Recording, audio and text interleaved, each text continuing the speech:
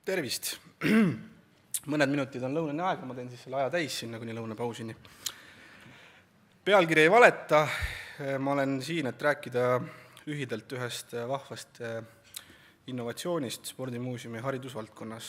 Minu roll tegelikult selles projektis on hästi pisike, vastutasin ainult selle materjali loomise eest, et tegelik töö ehk siis nende materjalide pähemäärimine ja kasutamine on siis teiste inimeste ülesanne. Aga meie muuseumis valmisid 2017. aastal siis pilootprojekti raames 2 õppematerjali, mille põhimõttelise eesmärgi võib sõnastada selliselt, et need on materjalid, mille abil me soovisime noortele reaalaineid paremini selgeks teha. Ja mitte ainult lihtsalt selgeks teha, vaid siis läbi spordi selgeks teha. Aga enne kui ma siis mõne sõnaga täpsemalt sellest räägin, siis vaatame 2 lühikest klippi, mis siis on siis nii-öelda isutekitajad siis noortele.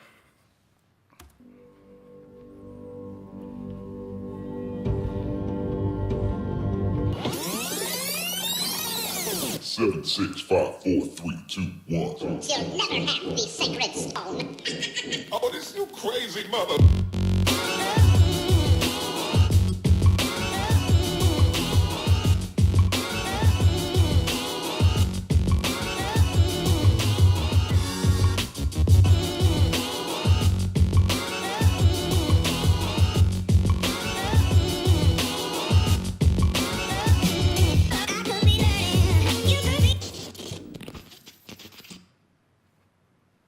Nii, nagu siis kiirem ja terasem kuulaja tähele võis panna kogemata, oli siin tegemist siis korvpalli ja füüsika sümbioosiga, siis selle materjali eesmärk ongi pakkuda 45 minutiga õppekavas nõutava mahuga teadmisi mehaanikast. Järgmine samasugune klipp valmis matemaatikast, täpsemalt siis sellisest ilmsest asjast nagu tõenäosusteooria.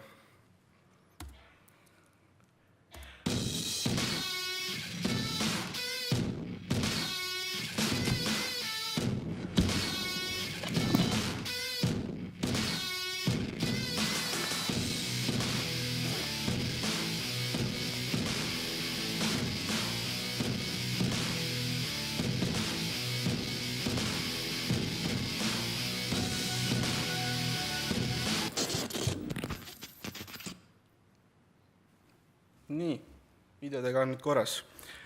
Ma näen mõnda üksikut põnevil nagu ülejäänud pool seltskonda ootavad lõunat ja teine pool ehmatasid lihtsalt natukene. Ja hullu, ma rahustan, et kui sellised filmid ei kuulu teie öökapi filmide hulka, siis see on mõistetav ja loogiline. Nende klippide eesmärk ei olegi meeldida meile, vaid siis selle materjali sihtrühmale, põhikooli ja gümnaasiumi noortele, ehk siis nendele õnnetutele, kelle matemaatika ja füüsika õppekavas siis reaalselt sellised read nagu Newtoni seadused ja tõenäosusteooria on. Ja 2017. aasta jooksul siis jõudsid sellised klipid 70 000 noore sotsiaalmeediasse. Miks sellised programmid? Ja miks?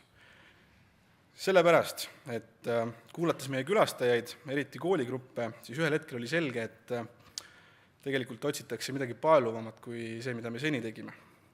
Maailm on täis ekraane, digiteemaatikat, aina keerulisem on neid noori üldse millegagi siis meelitada ja paeluda. Meil on 2 võimalust, kas me ristime nooruse hukka läinuks või siis proovime ise kaasa minna.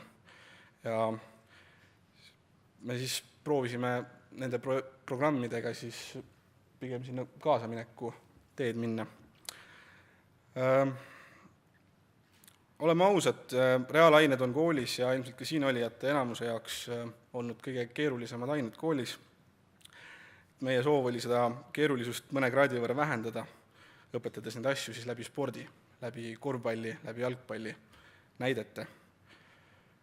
Kuidas peaks üks muuseumi töötaja üldse teadma, mis see noori kõnetab? Ei peagi teadma ja meie ka ei teadnud.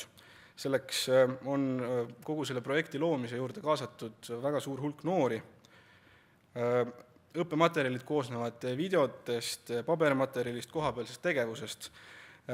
Need videomaterjalid on loodud Viljandi noortekogukonna VLND poolt. Kogu õppematerjalide sisu on tegelikult välja mõelnud noored haridusedendajad, Brit Kalam, Kristjan Kalam. Ja muidugi siis peategelased nendes videodes, noored sportlased Tammeka jalgpallimeeskonnast Tartust ja Tartu Ülikooli korvpallimeeskonnast, ehk siis väikesed kangelased meie enda seast. Kogu projekt on tehtud noortelt ja mõeldud noortele. Lühidalt vist ma olen asja sisu nüüd edasi andnud, mis ma kokkuvõtteks tahan öelda, on see, et ärge kartke katsetada asju ja teha teistmoodi. Täna me kogu selle päeva kestel näeme neid ägedaid innovatsioone ja sellepärast me just siin olemegi. Sügav kummardus ja kiitus Kumule ja Lennusadamale, kes on absoluutselt selle muuseumi hariduse lipulaevad. Meil on väga suur au selles seltskonnas olla siin. Ja aitäh ja head isu kõigile!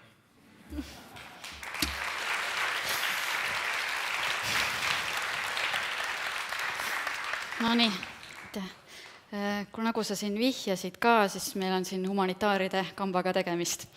Et kas te ei ole selle peale mõelnud, et äkki ikkagi oleks meiesugustel ka vaja selliseid tunde? Ehk siis küsimus oli sellest, et no sa ütled, et noortele reaalaineid täiskasvanutele. Täiskasvanutele. Miks mitte? Vaatame. No tehke palun, ma küll tuleks. Kui huvilisi leidub piisavalt, siis pärast võib-olla ma saaks kuskile, spordist ka aru siis te midagi. kõik võite tulla, jah? Lõpuks. Aitäh sulle!